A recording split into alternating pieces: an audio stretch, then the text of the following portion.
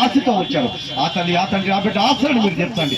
అవమానానికి రెట్టింపు ఘనతను దయచండి. దుఃఖ దినములో సమాప్తం చేయండి. అంగలార్పు రాజ్యంగా మార్చండి. గోని పట్టాలు విప్పిన సంతోషవస్త్రం ధరింపజేయండి. నాయన ఈ నామమ్మకి మార్గమే అందరికి రక్షణ ఆనందాన్ని కలిగించమని హృదయాలను తెరిచి కన్నులు తెరిచి మనోనేత్రాలు వెలిగించి ఈ రాజ్యానికి వారసులుగా సిద్ధపరచమని, రక్షణ లేని వారికి రక్షణ దయచమని, కలిగి ఉన్న వారికి కనవరకు నమ్మకంగా నీలో ఎదిగి వదిగి ఫలించే భాగ్యం దయచమని, అలాగే ప్రభా నన్ను నాకు ఇచ్చిన కుటుంబాన్ని సంఘాన్ని మీ చేతులకు అప్పచెప్తున్నాను.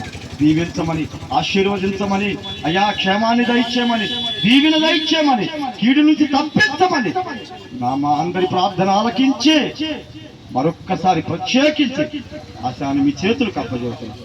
ఆశాకి ఆమె బ్రతుకు దినములన్నీ నేను తోడుగా ఉండి నాయన నీ మందిరపు గొమ్మపు దగ్గర ఆ బిడ్డ కుక్కలాగా బ్రతికే భాగ్యం దయచే.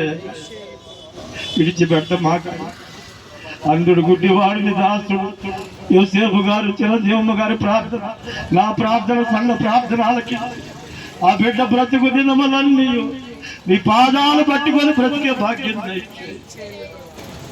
అబ్రహాము ఇస్సాకు యాకోబులను బట్టి ఇశ్రాయేలును కాపాడిన దేవుడా, అయ్యా మా ప్రార్థనను బట్టి నీ బిడ్డను కాపాడయ్యా. నీ బిడ్డను మీరు వాడుకోనయ్యా.